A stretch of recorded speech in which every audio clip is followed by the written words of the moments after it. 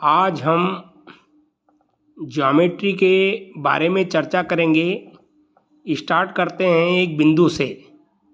एक बिंदु यदि हम कोई पेंसिल का यदि नोक को पेपर में टच करते हैं, मतलब उसको हम बिंदु कहते हैं। बिंदु बिंदु बिंदु बिंदु जुड़कर एक रेखा बनती है। रेखा यदि सही है, सीधी है, तो उसको हम सरल रेखा कहते हैं। और जब एक सरल रेखा से दूसरी सरल रेखा जुड़ती है तो जो एक झुकाव बनता है, जिसको हम कोण कहते हैं।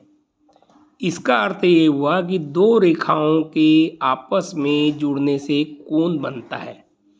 और यही दो रेखाओं में फिर एक रेखा, इसका एक कोना, उसका एक कोना, इसका एक कोना, तीनों रेखाओं के कोने आपस में एक दूसरे से जुड़ते हैं तो वो त्रिभुज बनता है।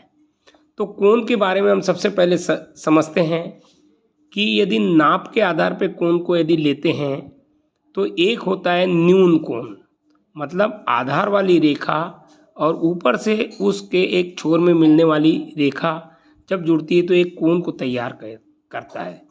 एक न्यून कोण का अर्थ होता है कि वह 90 अंश से कम का होता है।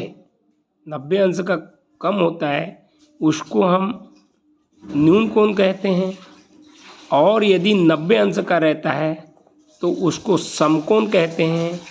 और तीसरा, यदि 90 अंश से ज़्यादा झुका हुआ रहता है तो उसको हम अधिक कोण कहते हैं। समकोण, अधिक कोण, न्यून कोण। बाकी चर्चा हम आगे त्रिभुज के बारे में करेंगे। त्रिभुज का अर्थ होता है 3 भुजाओं से बनी हुई आकृति को हम त्रिभुज कहते हैं। इसकी चर्चा हम अवश्य आगे जारी रखेंगे। धन्यवाद।